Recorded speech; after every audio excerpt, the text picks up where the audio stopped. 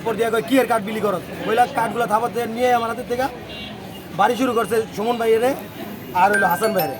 মহসিন ভাই বাড়ি দেওয়ার সাথে সাথে মুক্তার হোসেন, চার দোকান হোসেন আর হাবিবে মানে বেদম বাড়ছে। হাসান ভাই কোনো রাত ভেঙে গেছে, আমি নিজে হসপিটালে দিয়ে আসছি, কোনো রাত ভেঙে গেছে, ভূমি করতেছে, গাড়ি বাড়ি দিয়েছে, ভূমি করতেছে। খানপুর হসপিটালে হয়তো ওনারা রাখবো না, বলতেছে অ্যাম্বুলেন্স রেডি করেন, ঢাকা মেডিকেল নিয়ে যাবো। বর্বরিত হামলা এগুলা কি এই সমাজে এখনো এইগুলি আছে?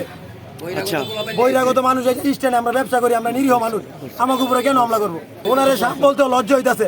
উনি কথিত কোচকদ্বীপের স্ট্যান্ডের সভাপতি নিজের দাবি করে বল প্রয়োগ করে, বহিরাগত লোক নিয়ে বল প্রয়োগ করে উনি এই সভাপতিত্ব নিয়ে বৈশা রয়েছে। কোনো দোকানদার আপনারা জিজ্ঞেস করেন, একটা দোকানদার যদি বলে যে মহসিন মিয়া থাকুক চৌধুরীর স্ট্যান্ডে, আজকের এই জিনিসটা মাপ হয়ে যাবো, কেউ বলবো না ওনারে। এইভাবে মানুষকে মারতে পারে? মানুষের ভিতরে যদি ন্যূনতম কারোর প্রতি মানুষের মনুষ্যত্ব থাকে, এমনি কেউ কারো মারতে পারে না। আচ্ছা, আপনারা যে নির্বাচন করতেছেন, আপনাদের ভোটার সংখ্যা কতজন এবং কতজন আপনারা এ পর্যন্ত আপনাদের তালিকায় আসছে? 126 জন ভোটার, 25 জন কাগজ দিছে। এর মধ্যে শুধুমাত্র একজন দেয় না, এর ভিতরে মহসিন ভাই, সে তো ভোটার না, অফিস আছে হিসাবে, যারা বাকি 125 জনই 225 জনই নির্বাচন চায়। তো আমরা থানায় যাব, থানায় গিয়ে এটা মামলা করবো। এখানে পুলিশ আসছে, পুলিশ আসছে, পুলিশ আসছে, তদন্ত করে গেছে। আচ্ছা, আপনার অভিযোগটা কিসের অভিযোগ করবেন আজকে যে বিষয়টা?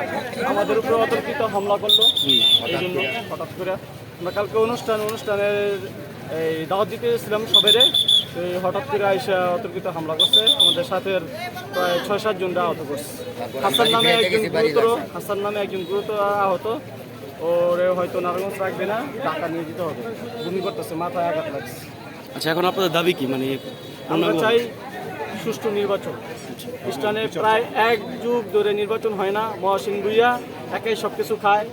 মসজিদের টাকা, প্রতিদিনের টাকা মসজিদের ওর বাসায় যায়, 26 লাখ টাকা মেরে গেছে। ওর বাসায় যায়, প্রতিদিনের দান বাক্স টাকা পর্যন্ত ওই বাসায় নিয়ে যায় মহসিন ভুইয়া, ঠিক আছে।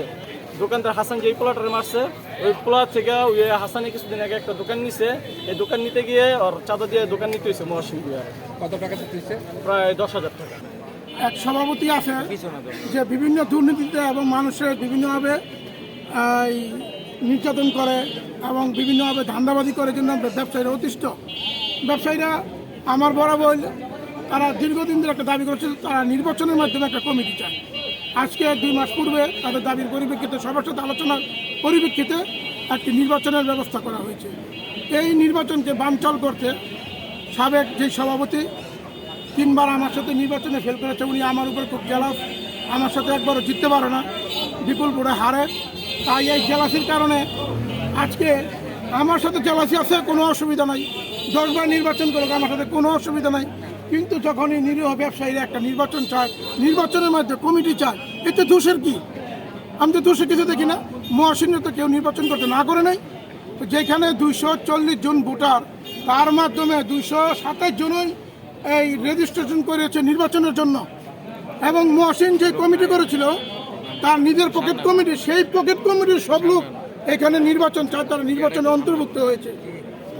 তাই এই শান্ত পরিবেশ, আনন্দপূর্ণ পরিবেশকে নষ্ট করার জন্য আজকে হঠাৎ ব্যবসায়ীরা আমাকে, আমি নারায়ণগঞ্জে একটা দাওয়াতে ছিলাম, সেই দাওয়াতে আমাকে ফোনের মাধ্যমে তারা অবগত করে হাসান নামে একজনকে 10 নম্বর ওয়ার্ডের কিছু চিহ্নিত সন্ত্রাসী মহসিন ভুইয়ার নেতৃত্বে, যারা এই বিএনপির এই আন্দোলনের সময় বিএনপির ক্যাডার হিসেবে পরিচিত, অনেকে জেল খেটেছে, ওই সব লোকদের নিয়ে আসে এই নিরীহ ব্যবসায়ীদের উপর অতর্কিত হামলা করে।